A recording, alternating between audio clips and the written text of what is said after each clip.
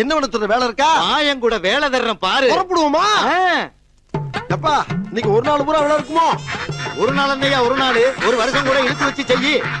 ஏத்தத்திலயும் இறக்கத்திலயும் கூட்டி போறானே, எந்த ஊருக்கா கூட்டி போற? இதோட 11 கிலோமீட்டர் ஆகி போச்சியா? பேசாம வாயா, பொருள் பெருசுல அண்ணன் மாதிரி தளராம நங்கு நங்கு நடந்து வா. நங்கு நங்குன்னு ஐயம்மா ஐயா, வேலை செய்யறா என்னமா வருது? எங்கயா இருக்கு? வந்துருச்சு. எங்க? அதோ தெரியுதுப்பா. எங்க? அங்க அங்க. எதப்பா சொல்ற? என்னடா சொல்றீங்க? ஆனா ஒரு கண்டிஷன். கழுத புடிச்சு முடுக்கல மாதிரிடா சிக்கிட்டு. இவன் இருந்து நான் எப்படி தப்பிக்க போறனோ? ஆத்தாடி ஆத்தா, எப்படி வருஷத்துக்கு ஒரு கிரிக்கெட்ட சிக்கிறடா சாமி.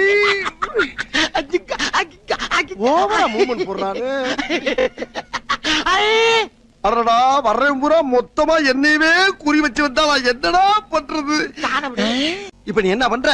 உன் குலசாமியை கும்பிட்டுக்கிட்டு கண்ணை மூடிக்கிட்டு நல்லா கிறு கிறு கிறு கிறு கிறு கிறு கிறு கிறுன்னு சுத்தி நில்லு பாப்பா.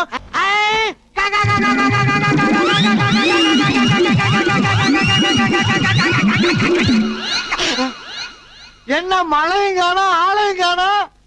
தயவு செஞ்சு தமிழில் மட்டும் முருகனை வழிபடுங்கள். அதுதான் நம்மளுடைய மரபு. அப்ப தமிழ்ல தான் முருகனை நாம் வழிபட வேண்டும். இதை நம்ம சொல்லுவோம். தமிழ்ல தான் கோயில்களுக்கெல்லாம் குடமுழுக்கு நடத்தப்பட வேண்டும். அதையும் நம்ம சொல்லுவோம். தமிழில் நடத்தப்பட வேண்டும். இதான் நாங்கள் சொல்றோம். இது வரைக்கும் பெரிய பிரச்சனைகள் தான் ஓடிக்கிட்டு இருக்கிறதுல. முருகன் எங்களோடு சக தமிழனாக ஒரு காலத்தில் வாழ்ந்து எங்களை அரசாண்டு இன்று கடவுளாக தமிழர்களால் போற்றப்படக்கூடிய ஒரு உன்னத இடத்தில் இருக்கிறார். அவரை நாங்கள் தமிழ் கடவுள் முருகன் என்று சொல்கிறோம்.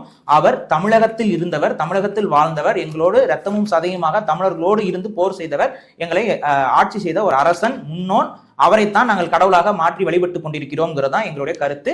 அவர் மெய்ஞானம் அடைந்தவர், சித்த மரபுலையும் அவர் தான் மூத்தவர் அப்படிங்கிறதையும் நான் இங்க பதிவு பண்றேன். ரெண்டாவது, முருகனை நாம் வழிபட வேண்டும். முருகனை மட்டுமே நீங்கள் முதன்மை கடவுளாக வழிபடணுங்கிறத என்னுடைய